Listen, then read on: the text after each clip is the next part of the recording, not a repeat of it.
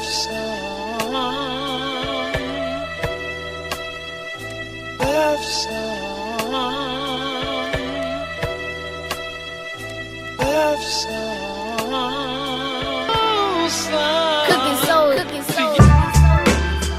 todos y todas una semana más a Calcio al Día, vuestro podcast de confianza, de referencia habitual sobre el fútbol italiano. Otra semana más por aquí, acompañado de mi grandísimo compañero, amigo Maru. ¿Cómo andamos? Pues bien, andamos bien. Tras una semana de descansito, hemos encontrado un poco la calma, la cual ya se ha terminado con la vuelta de la competición, no por nada en especial, sino pues porque los equipos italianos no nos están dando las mayores alegrías, ¿no? Entonces, ahí estamos. Una semana, bueno, de descanso, de relax. Además, tampoco hubo un fútbol de altísimo nivel. La verdad, 3-0 Italia-Israel y 1-3 contra Estonia. Resultado bastante corto.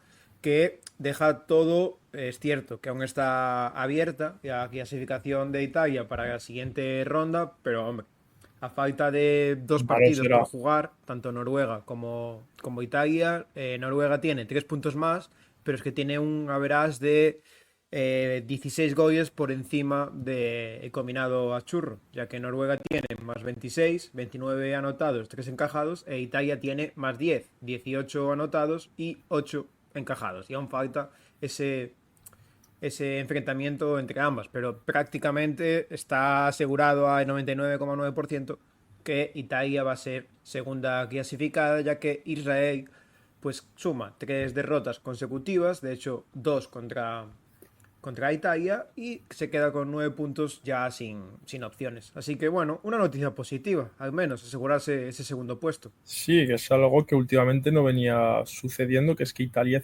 hiciese sus deberes, que yo más o menos la derrota de Israel contra Noruega me la podía esperar. Podía esperar que Noruega hiciese los deberes, hiciese el favor a Italia, que así sucedió. Y lo que tenía yo un poco más de dudas era que Italia cumpliese con el pronóstico el pronóstico que le daba como favorita contra, contra Israel, y cumplió de buena manera, cumplió con ese 3-0, junto a la goleada que se llevó por parte de Noruega, pues hace que ese segundo puesto ya esté certificado, que era algo que incluso estuvo en duda, no sé si tanto duda real o duda que nos genera la propia selección italiana por estos últimos años, pero bueno, este parón ha servido para reafirmar por lo menos ese segundo puesto, y ya no sé si quedan 2 partidos más de esta fase de clasificación, a ver qué se puede rascar. Parece Noruega intratable, pero bueno, peores cosas habremos visto, como la propia Italia hacer cosas peores. No, sí, aún me queda jugar contra, como dices tú, contra Noruega. Y eso va a ser básicamente el principal reto de Italia, a ver cómo está en relación con el equipo más fuerte de, del grupo hombre, y que ya te ha ganado, que todos sus partidos han sido bastante sencillos, te diría yo, porque bueno, al final los números hablan y en 6 partidos anotar 29 goles y encajar únicamente 3, pues es un Sí. son registros bastante apabullantes, te diría yo. Por cierto, bueno, ya hay algún equipo clasificado. Hemos dicho que Noruega no, pero equipos como Inglaterra, si mal no recuerdo, están clasificados. Así que falta por ver quiénes terminan segundo, porque por ejemplo, bueno, Alemania, las típicas selecciones grandes ya que tienen a golpe de piedra, clasificarse, y falta saber quiénes son las segundas para también saber qué enfrentamientos se pueden ver, porque de momento, bueno, aún no están todos los grupos cerrados. Centrándonos en la Serie A, que es lo que realmente, ya que no tenía mucho interés este parón, porque aun si fuese jornada 1-2 contra Noruega, o si fuese el partido de Israel, que fue 3-4 y demás, no, 4-5, perdón, pues son buenos, pero al final ya quedaba poco por decidirse.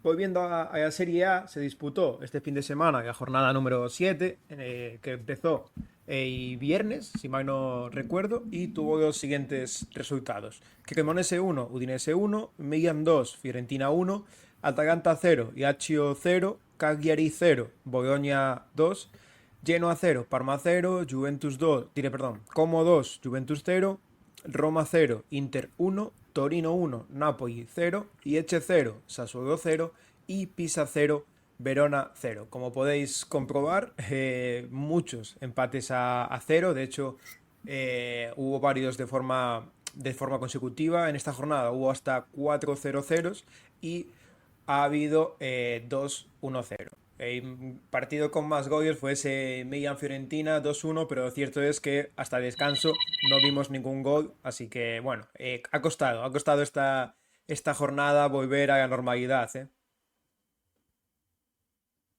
Sí, sobre todo tras el parón siempre cuesta un poco la vuelta, pero en general esta temporada la serie le está costando tener momentos de brillantez, quitando un poco lo que nos esperábamos por parte del Como, por ejemplo, que es la victoria destacada de esta jornada. Luego equipos que nos podía llamar la atención, como podría ser el Milan, por ejemplo, que ha tenido algún tramo relativamente bueno. No estamos viendo brillantez en esta Serie A, y más después de un parón de selecciones, pues evidentemente, si con el recorrido normal de la temporada, si con el ritmo habitual de competición no estamos viendo mucha brillantez esta temporada, después de un parón, peor todavía, y es lo que hemos vivido este fin de semana. No, y también comenté lo de los 0-0 porque no tengo datos de otros años, pero mi sensación es que esta temporada hay muy pocos goles encajados. Por ejemplo, ¿qué más goles lleva ese Inter con 18? Pero el resto de equipos y está costando anotar. Después de Inter, el Napoli lleva 12, pero esta jornada mismamente se quedó a 0. Contra el Milan anotó 1. Es cierto que tiende a anotar, pero no son números de equipo goleador. Y es cierto que Inter, por ejemplo, no es un equipo que tú lo primero que se te ocurra es que va a anotar muchísimos goles, porque por el planteamiento, muchos Sí, partidos al final, es que es si se te grave. planta el rival en bloque bajo, no tiene muchos argumentos tampoco.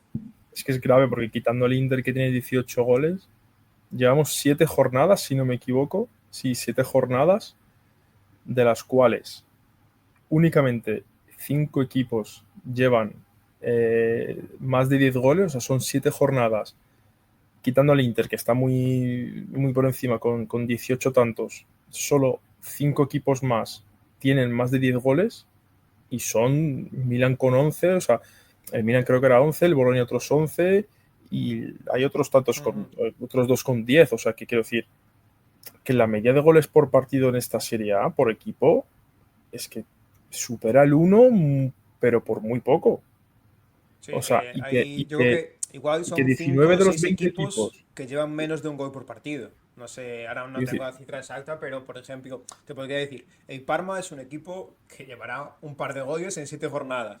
Genoa, Pisa también. Fiorentina, pese a tener a Moise Kean, este año no está acertado. 5 goles Y llevan. equipo muy, muy pobre. No sé, Udinese también me da la sensación de que es un equipo que no anota muchos goles. Sassuolo tiene potencial para anotar más goles, pero de momento está ahí. Entonces, no sé, yo hay muchos equipos que veo que no, que les cuesta sumar.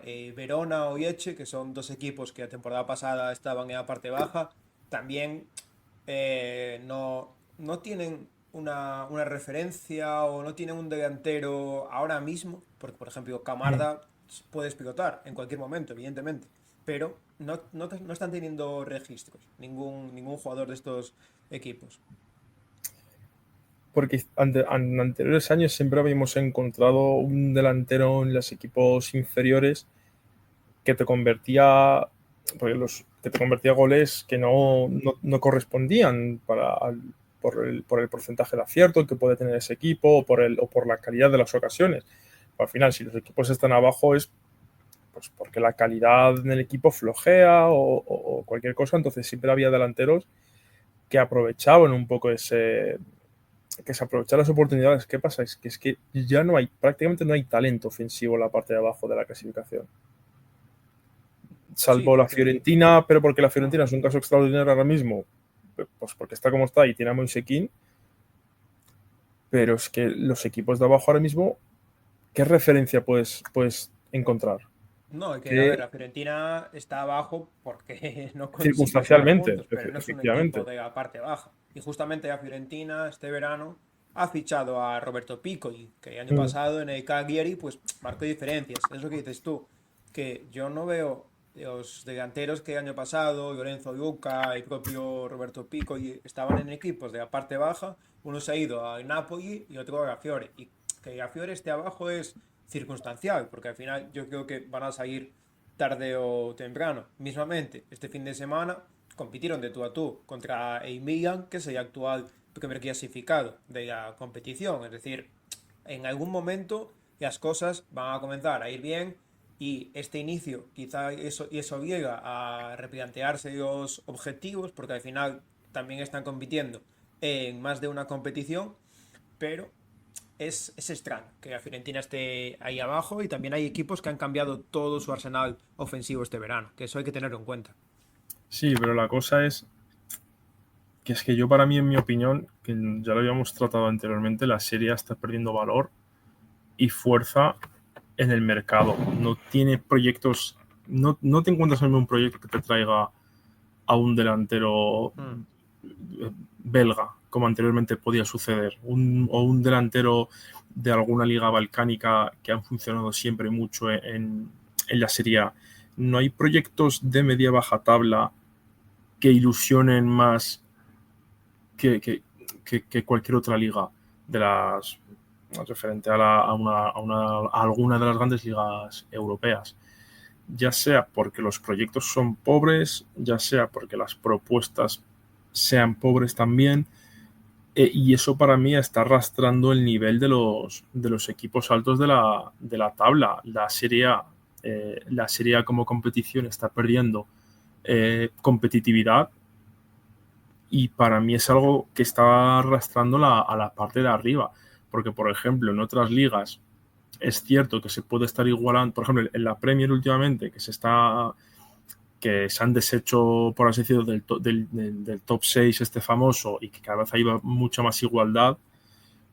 En la Serie A están bajando los equipos grandes, pero es que están bajando también los equipos medianos. Entonces te estás encontrando con una liga que está perdiendo año tras año más valor, más calidad, más competitividad, y es lo que nos está arrastrando un poco en las jornadas intersemanales europeas. Sí, bueno, lo comentamos en algún podcast que al final algún directivo ya habla de que el futuro de la Serie A es apostar más por jugadores que van a explotar o que son un poquito, que tienen más riesgo que otros asentados y grandes gastos. También muchas veces en la prensa italiana, sobre todo, se debate si es viable reducir el número de equipos a 18, si eso aumenta la competitividad, pero bueno, también tenemos el caso de la Bundes, que tiene menos equipos y que a nivel europeo hay un equipo que es competitivo. Pero que comentas tú, al final esta mala racha o esta falta de talento actual se nota mucho en las competiciones europeas. Ya el año pasado si quitamos a Inter, igual que este año, en la fase de grupos, todos los equipos italianos sufrieron mucho o muchísimo, y después en eliminatorias hubo alguno que hizo el ridículo porque era superior sobre el papel, pero eso hay que demostrarlo. Y este año nos encontramos con que el Napoli ha ganado uno de tres partidos. Cierto que el primer partido era contra el Manchester City, pero esta semana pierde 6-2 contra el PSV. Atalanta, que ha empatado esta semana 0-0 contra Slavia de Praga, un rival que sobre el papel, volvemos a lo mismo, es inferior, y a Juve, pues que no ha conseguido ganar ningún partido. Es cierto que sus rivales han sido Borussia Dortmund, Villarreal y Real Madrid, que en la actualidad no te sé decir si alguno de ellos es inferior a la Juventus. Históricamente, el Villarreal es inferior a la Juventus, pero es que por nombre no se gana. Y ahora mismo estamos viendo que cuesta mucho ganar en Europa a los equipos italianos y seguramente sea también porque los proyectos son peores que hace 2 3 5 y con hace 15 años ya es que ni quiero comparar. Y también para mí tiene mucho que ver el estilo de juego que se está imponiendo últimamente en la Serie A. Los últimos equipos con éxito en Europa, italianos, el Atalanta y el Inter.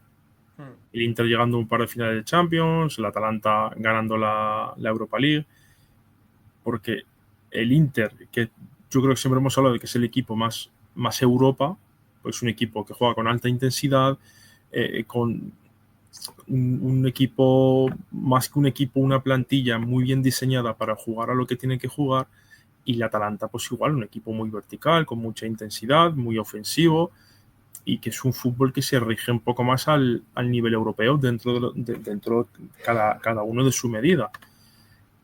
¿Y qué pasa? Que el Atalanta pues se está despoblando de talento, entonces, y eso están en un cambio de proyecto que ya evidentemente no van a poder mantener con pinzas ya, porque no, ya tienes que virar hacia otra parte que ya han hecho desde el banquillo y hay que hacerlo un poco más ya desde las piezas que hay en el campo.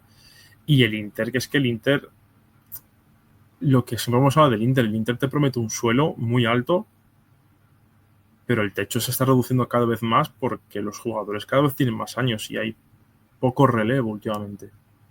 Sí, hay poco relevo. Es cierto que, bueno, justamente Inter sí que se ha reforzado este verano, pero ¿qué dices tú? No son jugadores que te vayan a aumentar el techo, pero sí que te van a confirmar el suelo. Y yo creo que hay algo importante en esta falta de capacidad para competir a nivel europeo y es el ritmo. Para mí, la Serie A se juega a un ritmo muy inferior que en el resto de Europa.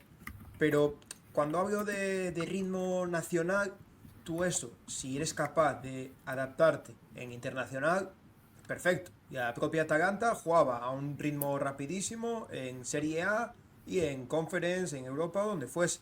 Y eso hizo que triunfase. Pero es que si eres incapaz de hacer ese salto de ritmo, de jugar en competición nacional a europea, mismamente, e Inter cuando se enfrenta a un rival de su misma magnitud en la Serie A, quizá el partido es mucho más lento, ofrece mucho más el balón al rival. En cambio, en Europa hay partidos que tiene que proponer sí o sí porque es el gran favorito. Pero hay otros equipos que cuesta mucho más. Atalanta este año está costando mucho. El Napoli estas últimas 2 semanas ha sido batacazo tras batacazo, tanto a nivel nacional como internacional. Entonces, yo creo que se está imponiendo el modelo de juego o la capacidad de jugar rápido de sobre todo los equipos ingleses, que al final son los que juntan mayor inversión, porque ninguna llega, incluso si juntas todas, no puedes llegar a la inversión de la Premier. Se imponen esos ritmos más dinámicos, más agresivos y claro, cuando tú no tienes los jugadores o el fondo de plantilla para competir miércoles, domingo, pues te termina pesando bastante. Vale, lo que comentabas de que el Inter se ha reforzado este verano. Vale, el Inter es un equipo que lleva los últimos 5 años compitiendo por la Serie A, con algún que otro título. Es un Mm. equipo que ha llegado a 2 finales de Champions. ¿Y cuáles han sido sus fichajes este verano? Boni y Espósito, bueno, y Susic, que son al final promesas. Expósito, por ejemplo, si no me equivoco, regresaba de cesión. Sí, sí, pero Espósito, por ejemplo, podría ser un buen caso de jugador que va a un equipo de la parte baja y rompe en cuanto a números. Lo que pasa es que Inter decidió quedarse. También es cierto que fue el mejor jugador de la Serie B el año pasado. De la Pero Serie B. sí, Es un Inter que quiere ganar la Champions. Es un pero Inter que ha llegado es a... tu cuarto delantero. Vale, pero ¿y no te hacía falta una inversión en un puesto como en el central en vez de traer a una cesión de una Kanji de 30 años o la inversión en la portería? No tiene ni siquiera el Inter tiene para hacer un desembolso importante que se venía. Yo creo que no, Porque, por ejemplo, el mayor desembolso de este verano lo hizo a Juve y no fue en cuanto a pago de fichaje, que fue en cuanto a prima para Salario, la sí. gente de Jonathan David.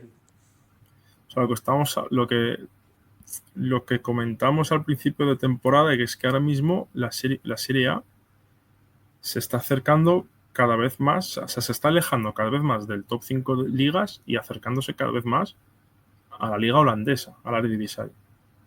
Es que yo no te Y diría el que se ha tipo de alejado del top fichajes que 5. y Del el tipo top de uno fichajes que salían en esa liga.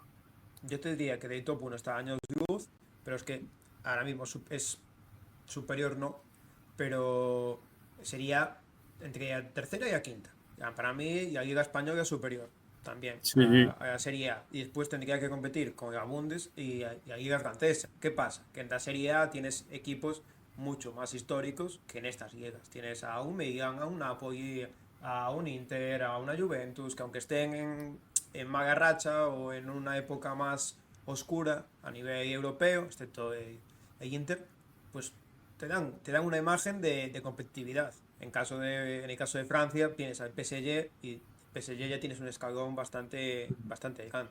Pero bueno, es que estamos en lo mismo. Con la imagen no vives. es que, claro, o sea, puedes vivir un par de años, Sí. puedes vivir 3 años, pero ya cuando llegas al cuarto, el quinto, sin inversión, sin rendimiento, te vienes abajo, que es lo que está pasando de estos años hacia ahora. Eh, ¿Qué pasa? Que perdón, bueno, sí, la inversión monetaria cada vez viene más de fuera. Los jugadores, en- por ejemplo, lo que ocurre mucho en la Premier League es que circula muchísimo el dinero entre los equipos. El Aston Villa le ficha al Everton, el Everton le ficha al West Ham, entonces como que se produce una retroalimentación, que es algo que en los tiempos buenos de Inter y Juventus sucedía mucho en la Serie A, que es cierto que sucedía el fenómeno de que cualquier estrella que repuntaba en su equipo, un Chiesa de la vida, venía a la Juve y se lo quitaba a la Fiorentina, Mm. pero ese dinero seguía dentro de la Serie A. El jugador seguía en la Serie A y el dinero seguía en la Serie A. Y la Fiorentina lo reinvertía dentro de la Serie A o la Serie B u otras ligas menores, pero el dinero circulaba mucho más dentro de la competición y los jugadores estrellas seguían subiendo de valor dentro de la competición. Y ahora mismo prácticamente no pasa, todos los equipos fichan de fuera y cada vez fichan peor de fuera, o fichas a la típica apuesta joven que te puede salir muy bien, o fichas a la antigua promesa de estrella que se ha venido abajo por cualquier cosa, como podría ser, por ejemplo, el caso de Noah Lang en el Nápoles, o David Neres, por ejemplo, o sin movernos del Nápoles, fichas a la estrella venida menos, como es De Bruyne. Mm. A ver, Ni estás invirtiendo en tu liga, ni estás invirtiendo en los jugadores de tu liga. eso es cierto. Yo creo que aquí hay dos temas interesantes. Primero, que no estás invirtiendo en jugadores jóvenes, que esto lo podemos comentar ahora, pero lo otro que comentas tú es algo que yo creo que se lleva haciendo mucho tiempo. Es decir, en Italia los fichajes antes eran estrellas, los fichajes de extranjeros son muy comunes. De hecho, Inter Sí, es internacional de Milano por, por algo. A Fiorentina con Batistuta, por ejemplo, bueno, el Parma, siempre que ha habido jugadores extranjeros, cambiaso en el Inter, por ejemplo, que al final, bueno, generas un vínculo sobre todo con Argentina. Eso es bastante histórico en Italia, ese vínculo italo-argentino. Pero sí que es cierto que jugadores polacos, holandeses, ha habido toda la vida. Lo que pasa es que yo creo que ha disminuido la cantidad de italianos que se fichan, la cantidad de italianos a los que das la oportunidad de jugar en Serie A. Pero es que esto se puede ver en la Juve. Y la Juve ahora mismo, su central es Rugani, que es un central que no tiene un nivel acorde a si quieres competir ya Serie A, y has fichado a Joyd Kelly que con el debido respeto no es un jugador que tampoco te va a acercar a ser dominante en Serie A. Tienes a Bremer, que es brasileño, que bueno, ha tenido mala suerte con las lesiones, pero es comprensible, pero al final te estás yendo al extranjero a fichar alguna medianía, como puede ser Joy Kelly o como quizá Juan Cabal cuando vuelva de la lesión no va a tener un nivel acorde a lo que esperas de él. Es decir, estos jugadores que antes, yo creo que el factor nacionalidad muchas veces te aumenta el nivel por, por algo natural. Y es que tú si estás adaptado a un sitio, vas a rendir mucho mejor que si no lo estás. Entonces yo creo, sinceramente, que si eres italiano en Serie A, vas a rendir mucho mejor, igual que si eres español en España o si eres inglés en la Premier. Y por eso a muchos jugadores le cuesta. Tú si no das la oportunidad a los italianos de demostrar que pueden jugar en tu equipo, pues vas o acudes antes o acudes después. Pero si acudes al mercado internacional y estos jugadores tampoco te dan el nivel, estás fastidiado. Es que si no das la oportunidad, que también entiendo que tengo la sensación de que los proyectos de los grandes equipos italianos, todos tienen prisa o todos tienen mucha presión. La Juventus, porque ya lleva muchos años sin ganar dentro de la Serie A, algunos otros sin siquiera competirlos, la Roma ya son muchos años a la deriva, el Milan prácticamente lo mismo, el Inter es el único así que se sostiene, y el Nápoles, que bueno, estos últimos años le ha ido bien. Entonces, veo como que los grandes de arriba, todos sus proyectos tienen mucha presión y les falta un poco de paciencia para aprovecharse del talento nacional, de darle el tiempo, de darle rendimiento, de darle tiempo para que puedan rendir, de darle la confianza necesaria, y eso va minando poco a poco tanto los equipos locales como la selección nacional. Entonces, son equipos, no sé si es que faltan jóvenes o falta paciencia en los proyectos. Porque Un poco de ambas, ¿no? se hace con mucha prisa. O sea, es que, por ejemplo, el caso más grotesco, Dean Huijsen. Sí, no, yo creo que es el peor caso que existe. Es decir, es el mejor ejemplo que puedes poner. Es que no entiendo. Que una cesión luego lo mal Pero es vendes. que en el caso de Dean Huijsen, es que se equivocan dos equipos Es que italianos. se Se equivocan equivoca la dos equipos Roma italianos. y se Es que no. equivoca la Juventus. Es decir, es aún más Yo no grotesco sé, el caso. si hay algún problema de modernización en los directores deportivos de la Serie A. No sé realmente las estructuras de los equipos cuán actualizadas están. Porque no es posible que lo hagan prácticamente todos lo mal que lo andan haciendo. No se te puede escapar un jugador de ese calibre, por ejemplo. Mm. No. A mí es que me da que las estructuras deportivas de los grandes equipos italianos están dejando mucho que desear. Y ya te digo, no sé si es porque están mal formados, si es porque no están actualizados, o si es porque no sé qué pasa. Pero, por ejemplo, los directores deportivos que hay en España, Braulio, el del español, que nunca me acuerdo cómo se llama, Fran Galgarza, directores deportivos que son relativamente nuevos y que con poco presupuesto, como puede tener el español, un Osasuna, hacen milagros y hacen trabajazo. Y no sé yo, la serie de equipos como la Roma, como, ¿qué decirte?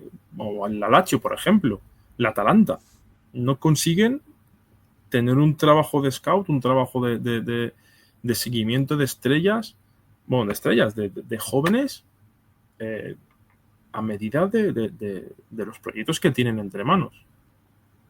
Sí, no sé, yo no sé si es.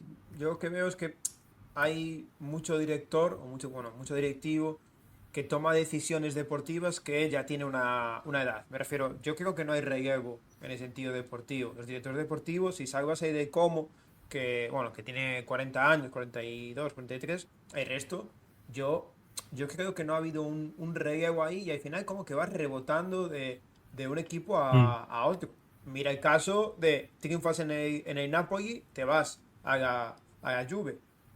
Fabio Paratici ha ido rebotando de un equipo a otro, porque ha triunfado en uno, se va a otro, entonces al final eh, son señores que no, yo creo que no terminan de renovarse, y también es cierto que ahora mismo el fútbol ha vivido una aceleración brutal en cuanto a scouting, en cuanto a análisis. Es decir, ahora mismo, lo comparas hace 15 años, el análisis de datos está en Claro, un nivel muy superior. Hay equipos que desde su casa, con el mínimo presupuesto, son capaces de hacerte un scouting, porque hay mucho más vídeo que ver, hay mucho más dato disponible, y yo creo que quizá, yo digo como espectador externo, quizá no han conseguido modernizarse del todo, al menos varios equipos actualizar italianos. el método de Claro. seguimiento de jugadores, los datos que buscar, los datos en los que fijarse Mm. de X posición.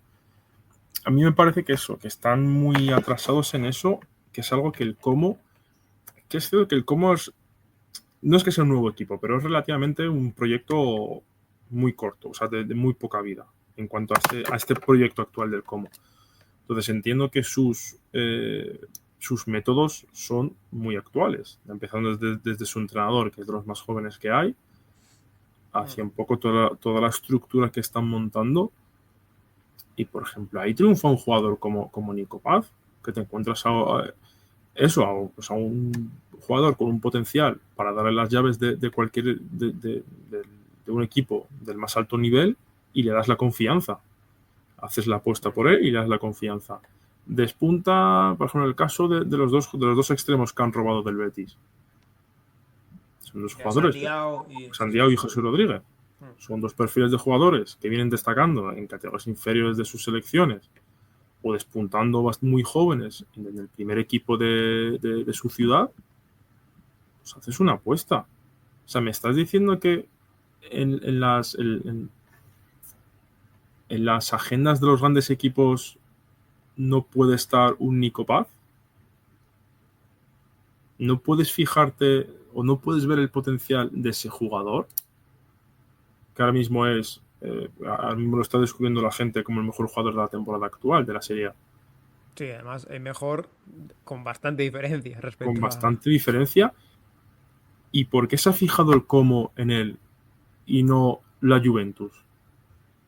Mm. Porque en los dos equipos hay una diferencia brutal en la manera actual que hay de ver el fútbol y de hacer el scout, de hacer la búsqueda, de hacer el análisis de los jugadores.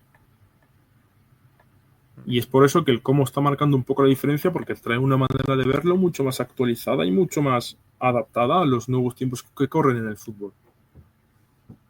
Y en el caso de cómo, yo creo que también han buscado jugadores que seguro que hay un informe previo de cómo se puede adaptar a y entrenador. Claro, 100%, que no han fichado por fichar. Porque tú ves a Nico Paz y parece que ha nacido para jugar ahí. Jesús Rodríguez y sobre todo a Sandy Ao, y los primeros partidos de Sandy Ao en el Como, es que parecía que llevaba jugando 5 años.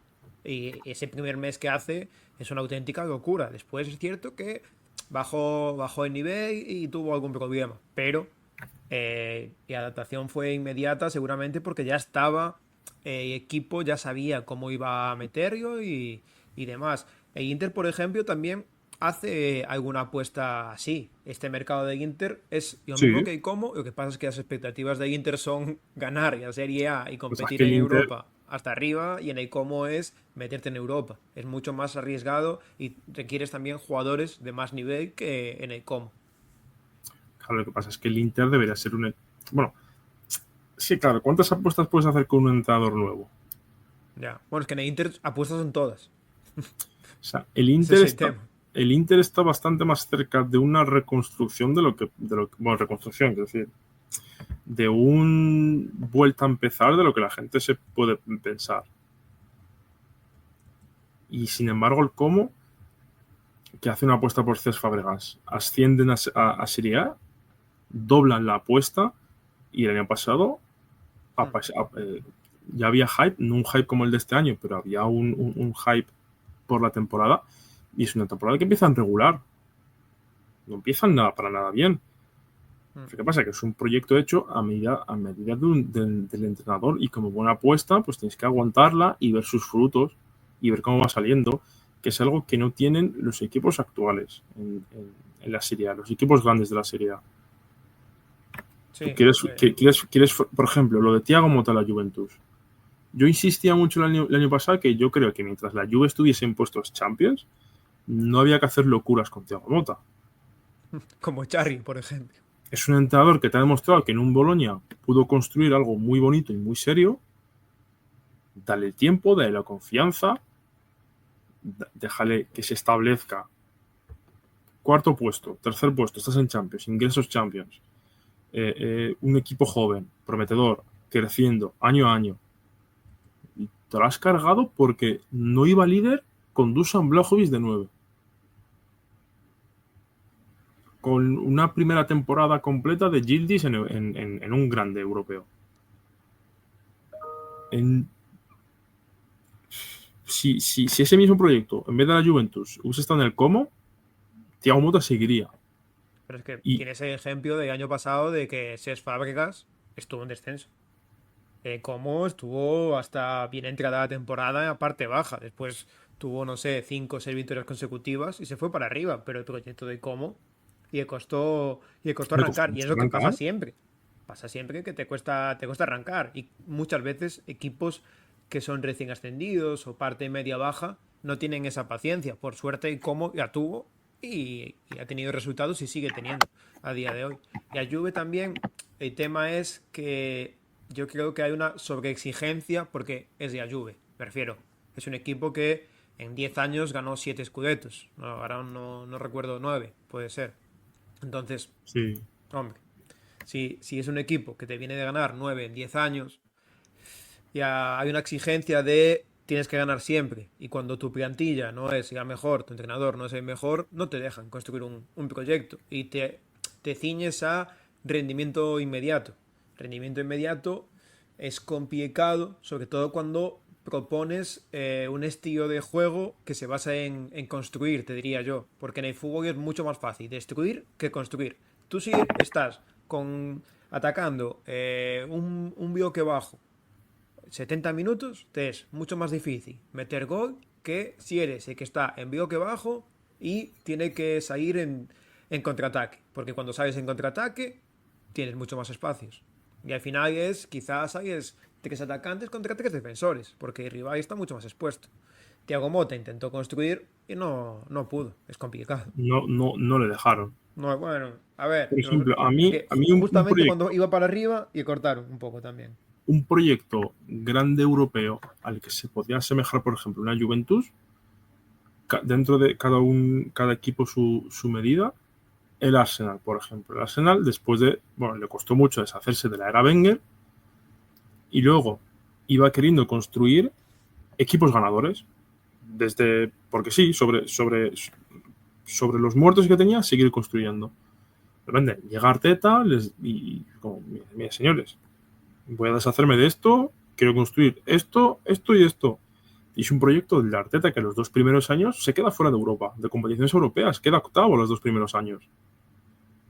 Pero tú, como un director deportivo capaz, ves el proyecto que se está montando, ves que, bueno, estamos yendo 2 años que estamos atrás, pero porque estamos volviendo a empezar, porque estamos construyendo de cero, porque los otros equipos llevan más años construyendo y nos están adelantando, y a mirar al Arsenal, que lleva compitiendo por la Premier League 2 años, de repente el año pasado se planta en semifinales de Champions, de repente este año es uno de los 4 favoritos a llegar lo más lejos posible en la Champions, y pasa después de construir un equipo con mucha paciencia desde cero, haciendo las cosas bien.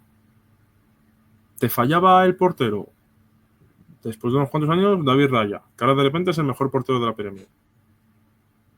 Apuestas como Saliba, Gabriel, de los mejores centrales del mundo. Confianza en gente de la casa, como por ejemplo, como el caso de Nico Paz, el caso de Odegaard. De repente es el líder del equipo. Sacan, jugador de la casa. Y ya este año te faltaba el 9, después de unos cuantos años sin 9, depositas unos cuantos millones y te llevas a uno de los más valorados del mercado. Pues te viene, hombre, obviamente si te tiras 5 años haciendo las cosas, cada año mejor y mejor y mejor, y tu siguiente movimiento es complementario del anterior y ese siguiente movimiento es complementario del que va a venir después, pues te acabas haciendo un dúplex de 2 alturas increíble. Pero si tú cada año destruyes tu casa y en vez de quitar los escombros, construyes sobre esos escombros, no tiene sentido. No tiene sentido en la forma de llevar a cabo los proyectos, porque al fin y al cabo, si tú eres el PSG o eres el Manchester City, pues te da igual, porque te plantas en un verano, te gastas 300 millones y te ha dado igual. Pero si tú ahora mismo tienes iba a decir el poder, el despoder adquisitivo que tienen los equipos de la Serie A, no puedes ir haciendo esas, no puedes dar bandazos por ahí. Construir un equipo serio, o sea, es que la pieza más clave debe ser el entrenador. Que el entrenador vaya de la mano con la dirección deportiva. Y desde esa relación, desde esos cimientos, se va construyendo algo. No te digo que le des 10 años, pero te vas marcando objetivos, rendimiento del equipo, rendimiento de fichajes, y se va construyendo algo serio, pero por la situación en la que estás, que no te puedes permitir ir reconstruyendo cada 2 años. Pues es que no tienes medios suficientes para construir algo serio en 2 años. No puedes hacerlo. No, y que también esa paciencia que tuvo el Arsenal con Arteta es que en Italia no existe. no es un... Pero en el Arsenal tampoco existe, pero ahí tampoco Sí, existía. pero es que mira a Roma, mira a Lazio, mira ahora en Napoli, quizás que se echan a Conte mañana, ¿sabes? Pero, Ese no es me el tema. extrañaría. Y O no sea, te extrañaría ni nada. no me extrañaría que Conte no terminase el año, pero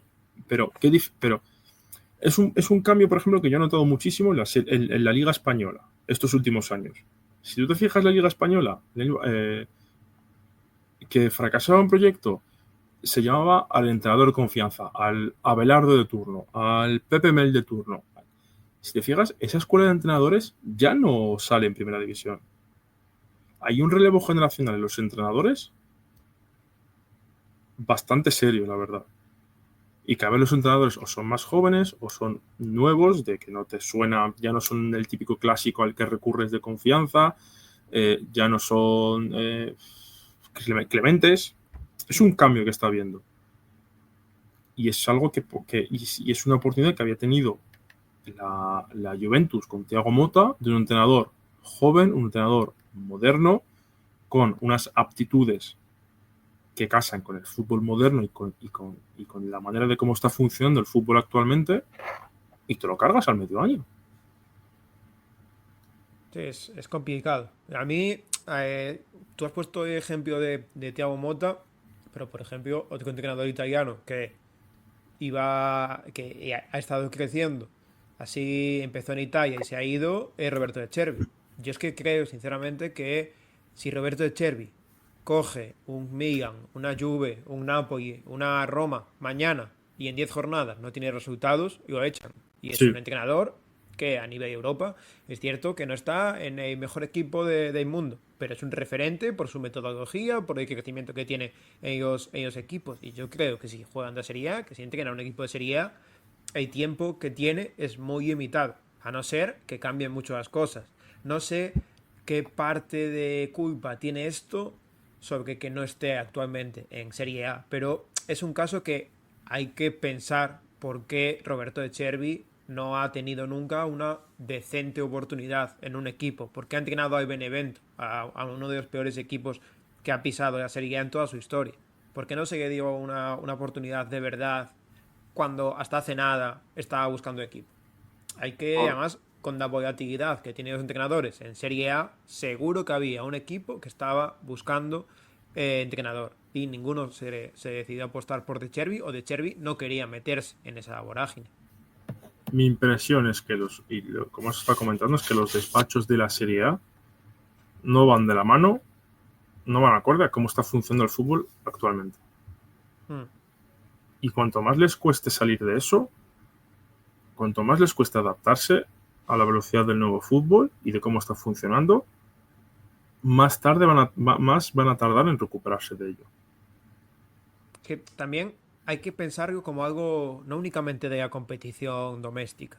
A la selección italiana llevamos una década que, si salvas la excepción que fue a Eurocopa, el resto son fracasos. Pero es que son fracasos tanto en competiciones internacionales como en fases de clasificación, como en UEFA Nations. Son fracasos todos. ¿Por qué? Lo que dijiste tú. Se busca fuera el talento que no se sabe si hay dentro porque nunca se apuesta por talento interior. No hay relevo generacional en cuanto a despachos. Tampoco lo hay en los campos. No hay inversión, porque claro, si no ganas, no vienen inversores. Si no vienen inversores, no tienes para invertir. Esto al final es, ya, no, pierdes en todos los aspectos. Y lo que pasa es que si no apuestas por jóvenes, la selección nacional nunca va a llegar a grandes resultados, y no es casualidad que ahora que la Serie A está de capa caída, la selección italiana no tenga, no tenga un nivel de lo que es la selección italiana históricamente. ¿Cuándo la selección italiana ha sido competitiva? Cuando el Inter en, cuando el Inter era competitivo, cuando la Juve podía ser competitiva, porque tenías ciertos jugadores que te daban competitividad. En los 80 tenías competitividad, en 2006 tenías competitividad, porque tenías grandes jugadores que diste la oportunidad siendo jóvenes de estar en Serie A. Si no das la oportunidad, pues es complicado que puedas al menos volver a lo que fuiste o intentar competir. Esto, evidentemente, hay excepciones también, porque tienes a Nicolò Varela, tienes a Pio Espósito, que aunque sea joven, promete bastante, tienes a Bastoni, evidentemente. Siempre hay jugadores que son muy, muy, muy prometedores y van a llegar, pero hay jugadores que quizás pilotan con 25 años. Veas el caso de Manuel Achari, que creo que hasta los 25 27 no debutó en la Serie A. Y estamos hablando de un jugador que lleva varios años en la Lazio, que ha tenido muy buenos años, pero que no le dieron la oportunidad y estuvo en Serie C, en Serie D hasta ya 20 bastantes años. Que para mí un factor importante a nivel selección que comparten tanto España como Alemania como Italia, Francia un poco en menor medida, pero sobre todo estas tres, que siempre sus épocas doradas han coincidido cuando sus jugadores, sus integrantes, la mayoría provenían de su propia competición local y eran, cuando Italia gana el Mundial en 2006, la Serie A, que era la mejor liga del mundo. Cuando España gana en 2010, con la mitad de equipo del Barça, otros tantos del Valencia, del Villarreal, por ejemplo, del Sevilla, era una competición la mejor del mundo. Y cuando Alemania triunfa en 2014, es cierto que prácticamente todo el equipo, que si medio Bayern, tal, pero era una selección conformada en gran medida por jugadores de su propia liga nacional. Y es algo que no estamos viendo actualmente en la Serie A, o sea, ni en Italia, reflejado por el nivel bajo de la Serie A. ¿Y cuántos jugadores top de la Serie A son italianos? ¿Quién es el primero que te puede salir? A ver, me salen los que dije antes, Varela, Bastoni, pero a partir de ahí tienes McTominay, actual MVP, no es italiano, es escocés, y hemos hablado de Nico Paz, que es argentino. Ya te salen dos extranjeros. Que no, claro. Te fuiste a No. Osimhen, otro extranjero. Lukaku tuvo época de dominar. Leao, puede ser. Lautaro, Rafael Lautaro. Leao. Sí, Claro, son no. todos jugadores de fuera. No tienes un No, Francesco Totti, no tienes un... Bueno, a ver, estamos hablando ya de jugadores de otra sí, dimensión, pero, obviamente. pero sí. Pero sí, No sí, sí. tienes, con todo el respeto, no tienes un Gattuso. No tienes un Grosso, un Camoranesi. No Y ya, tienes. ya no solamente que no hay italianos que son los mejores. Hay, excepto Bastoni y Varela, el resto son bastante peores que lo mejor de la competición. Es que yo creo que el nivel medio ha disminuido bastante. No únicamente lo que dices tú, Gattuso, De Rossi, Totti. No, no, el nivel medio de los jugadores italianos yo creo que se está peor que antaño, Pues porque no se trabaja, no sé. Yo creo que no No, se quiere apostar y al final, si tú llegas a, al máximo, a la máxima competición con 20 años, vas a mejorar mucho más que si llegas a la máxima competición con 24 porque no tienes tantos vicios, porque vas a estar y 4 años porque es lo que te trabajando está con los exigiendo el mejores. fútbol, porque es lo que te está exigiendo el fútbol actual. El fútbol actual no te está permitiendo llegar a los... Porque antes, un jugador, o sea, lo normal, por ejemplo, últimamente que se hizo muy famoso el caso de Mateta, eh, diciendo que no, el fútbol nunca es tarde para tal. A los 22 años estaban jugando en Francia, a los 25 debutó en la Premier y a los 28 le llega a la selección. Es que eso es como funcionaba la carrera de un futbolista hasta hace 10 años. Sí. Un futbolista debutaba con el primer equipo o en primera división a los 20 y poco, 23, 24, empezabas a jugar bien, por ejemplo, la carrera de Xavi Hernández o Andrés Iniesta o el propio Luka Modric, que es cierto que, por ejemplo, en este último lo está alargando muchísimo su carrera, pero Luka Modric es un jugador que explotó con 27 años y era lo normal hace 10, 15, 20 años, pero actualmente el fútbol no te está pidiendo eso, te está pidiendo eh, y también yo creo que es porque los jóvenes te vienen empujando desde atrás. ¿Qué pasa? Que hay equipos con facilidad para darle esas oportunidades, hay ligas con facilidad para dar esas oportunidades y por lo que sea en Serie A, pues no está extendida esa fama para dar oportunidades a los jóvenes. El cómo, que lo está haciendo por cultura de su nuevo proyecto, de cómo está montado, y la Fiorentina a lo mejor, pero hay muchos equipos que no quieren abrir las puertas a nadie. Y van a llegar a tener que hacerlo porque es hacia donde se están dirigiendo estos proyectos. A poco, o cuando se den cuenta de que están fichando peor, de que están gastando peor en gente peor, y hasta que se vean obligados, por ejemplo, lo que le pasó al Barça, que sí es cierto que históricamente es un equipo de mucha cantera, pero los Lamine Yamal, compañía y Cubarsí, etcétera, son debuts prematuros para las urgencias que tenía el equipo. Pero es que ahora mismo en Serie A los equipos tienen urgencias también. Y no están con esa baza de voy a sacar una promesa, voy a intentar si consigo adaptar este jugador. Antes, evidentemente, había jugadores que debutaban mucho más tarde, pero porque volvemos a... No había el scouting y no había el control que se tiene en la actualidad. Ahora mismo Italia cuenta con una red de equipos primavera muy grande, que los partidos se pueden ver desde cualquier parte del mundo. ¿Me vas a decir que en un campeonato sub-19 que cada semana se enfrenta a Fiorentina contra Pisa, Fiorentina contra Inter, Fiorentina contra tal, no te salen jugadores útiles para la competición? Quizá hay que replantearse muchas cosas, porque en el caso de España tienes el juvenil y el propio Barça te saca un jugador del juvenil a jugar a la Champions el miércoles. Y estoy hablando de un equipo que, si bien es cierto que a nivel cantera es el mejor, es ya excepción, pero si te saca 5 cada año, tú eres capaz de sacar uno. Eres capaz de darle oportunidad a uno. Por cien por ejemplo, ciento un equipo que está de baja de este año, en Nápoles. En Nápoles hace un año espectacular en cuanto a Serie A y de repente se emplata en verano con De Bruyne y Højlund. No, realmente no tienes la necesidad de hacerlo. O sea, Pero tienes, o sea, porque te quiero van decir, a dar tienes, más nivel.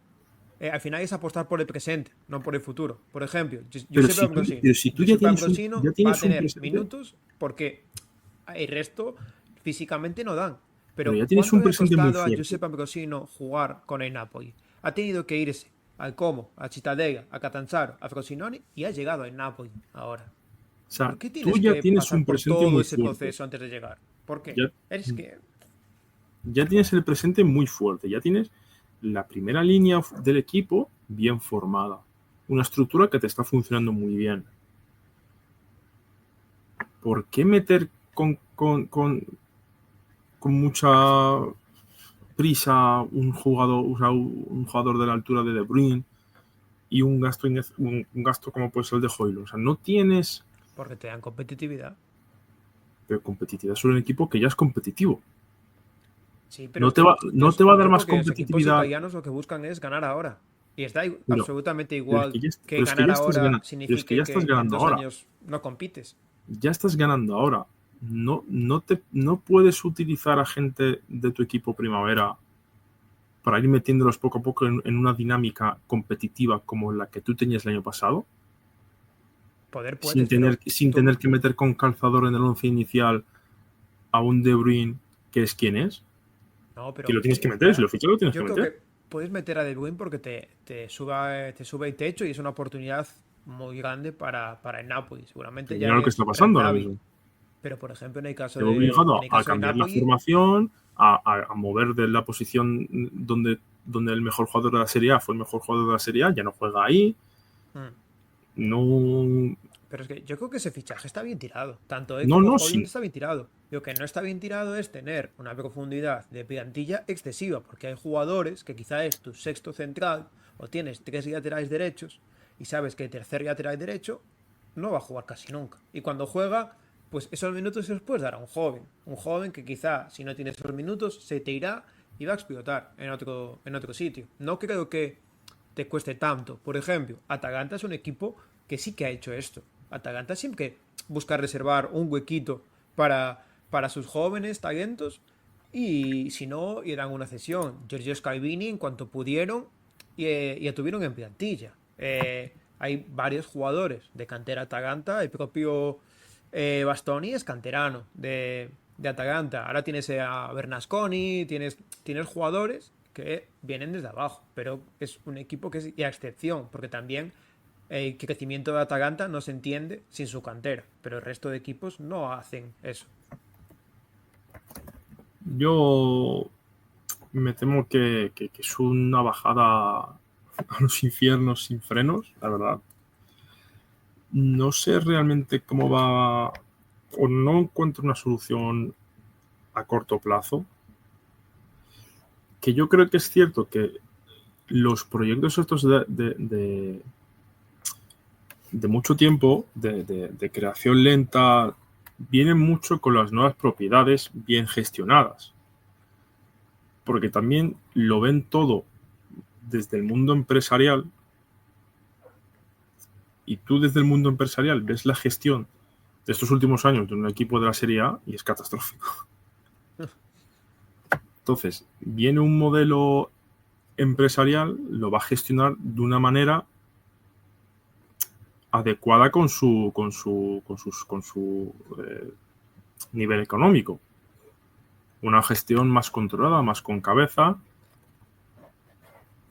Y lo que estuvimos hablando hace 2 semanas o hace 3 semanas de la apertura de la Serie A hacia los nuevos inversores y cómo poco a poco están llegando más, no sé si eso puede hacer que vaya cambiando un poco la forma de gestionar junto a lo que hemos dicho al principio de que los despachos no están muy actualizados, que se diga. Sí, la verdad es que hay que cambiar mucho, ¿eh? Hay que cambiar mucho, no, muchísimo, porque este debate podríamos estar eternamente y aunque estuviésemos eternamente, yo creo que no cambiaría nada en la competición.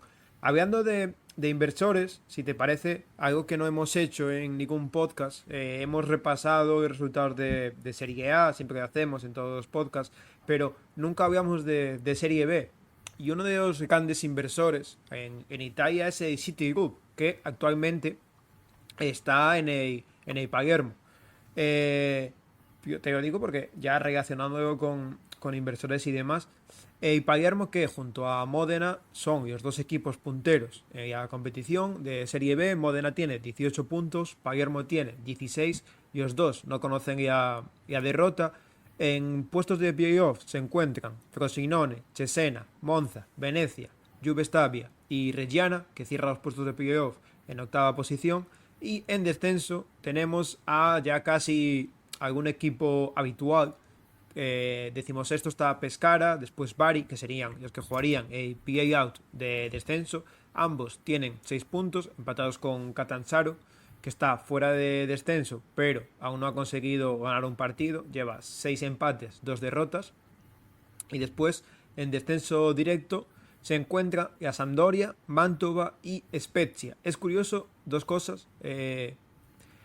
porque hemos hablado de las oportunidades de los jóvenes en Serie A y justamente esta semana habló Mirko Baidifiori, exjugador de Spal, Napoli, Fiorentina, si mal no recuerdo, incluso ex internacional con la selección italiana, porque dijo que no se daban oportunidades a los jóvenes y no tuvo mejor caso, mejor ejemplo que el de Espósito, pero hablo de Salvatore Espósito, hermano de los otros dos Espósito que sí que están en Serie A. Y Salvatore Espósito, pues es actual jugador de colista de Serie B. Ese fue el ejemplo que puso Mirko Baidifiori de dar oportunidades a los jóvenes y que además de ser mediocentro titular, pivote de Spezia, tiene 25 años.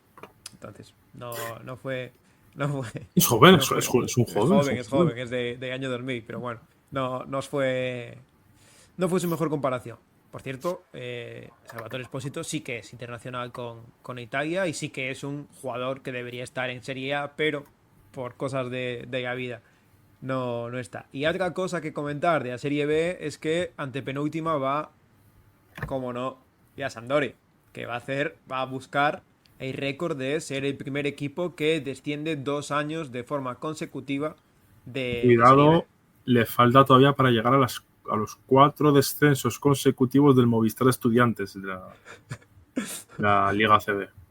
Ojo, Le queda para Ojo. llegar, le queda todavía para llegar. Fueron 4, yo me había quedado Son por el 4, camino. sí. A la Porque cuarta fue la vencida. no podían ascender por el canon que había que pagar, ¿no? El COP, por ejemplo, no podía. Algunos descensos administrativos, o sea, descendió a la cuarta fue la vencida. Bueno, pues veremos si a Sampdoria consigue mejorar. Su objetivo de descender.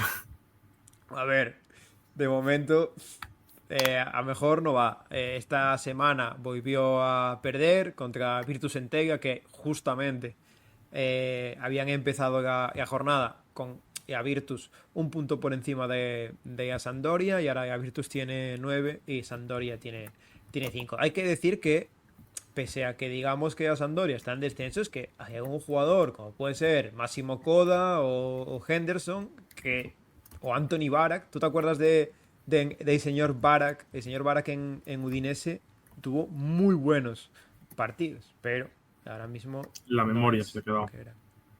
No, es exjugador de Udinese, Fiorentina. De hecho, jugó en Conference, si mal no recuerdo, con la Fiori. Pues eso, que no lleva excesivamente bien a la Sampdoria y además una Sampdoria que tiene jugadores españoles. Tiene a Stanis Pedroia, pero es que este verano han fichado a Víctor Narro de Inastic de Tarragona. Creo que fue su último equipo en España, exjugador, entre otros, de Depor. Así que ahí también apuesta.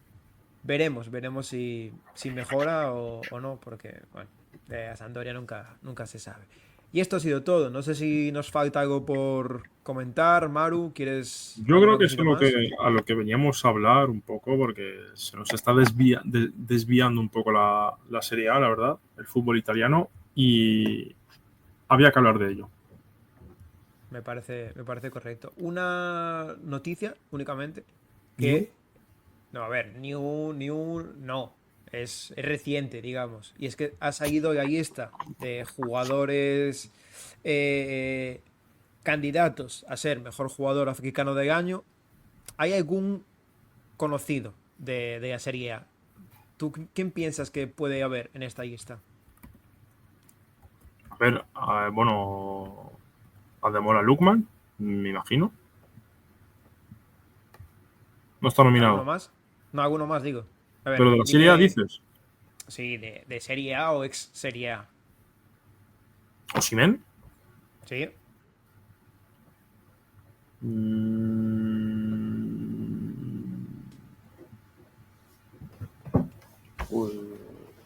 Bueno, Zamonguisa. Sí, muy bien. Vale, pues han sido nominados, bueno, que estén actualmente en la Serie A, únicamente Zambo Anguissa, exjugadores de la Serie A, pues Mohamed Salah, que estuvo en la Roma, aunque ya la gente quizá no se acuerde. Lookman no está nominado. Claro, venía a defender eso. Venía a defender que Ademola Lookman no está nominado. Osimhen también está nominado. Achraf Hakimi también está nominado y seguramente sea hay que gane. Pero es que yo de Lookman me cabrea un poco, ¿eh? No te voy a engañar. Porque a nivel estadístico puro de Sí, goles, su temporada pasada es mejor que ya que ganan el título europeo. Y cuando ganan ya el título europeo, se lleva este premio de mejor jugador africano. Pero es que la temporada pasada en Serie A anota 15 goles, 5 asistencias en 31 partidos. Y la temporada anterior había hecho 4 goles menos en los mismos partidos. Y la temporada pasada hizo 5 goles y 2 asistencias en 7 partidos de Champions.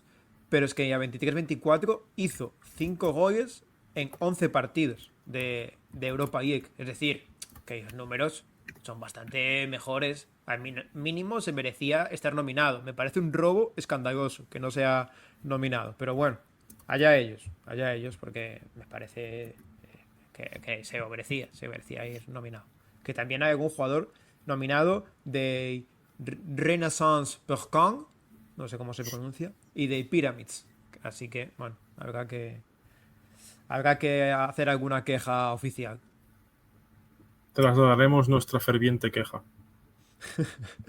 Pues esto ha sido todo. Únicamente repasar los partidos que se nos viene y la semana que viene, que ya es mañana, básicamente, que comienza la jornada número 8 de la competición con justamente un partido de primer clasificado. El Milan, mañana, viernes 24 a las 9 menos cuarto, recibe al Pisa. El sábado ya a las 3 hay dos partidos, Parma Como y Udinese y Eche.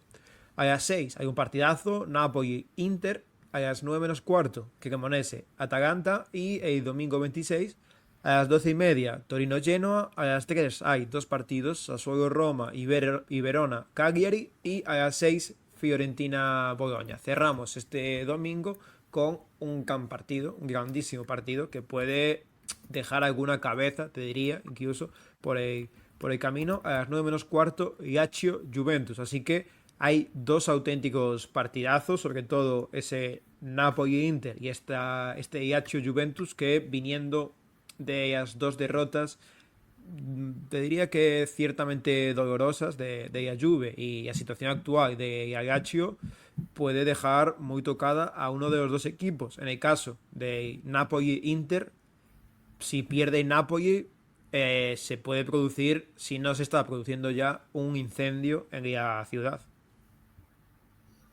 Y que aguante Pioli. Y que aguante que nos dé comedia. Pues esto ha sido todo por esta semana. Muchas gracias, Maru, por pasarte. A ti, siempre a ti. Y muchas gracias a todos por escucharnos. Nos vemos la semana que viene. Adiós. Chao. Buah, tengo delante mía, no delante mía.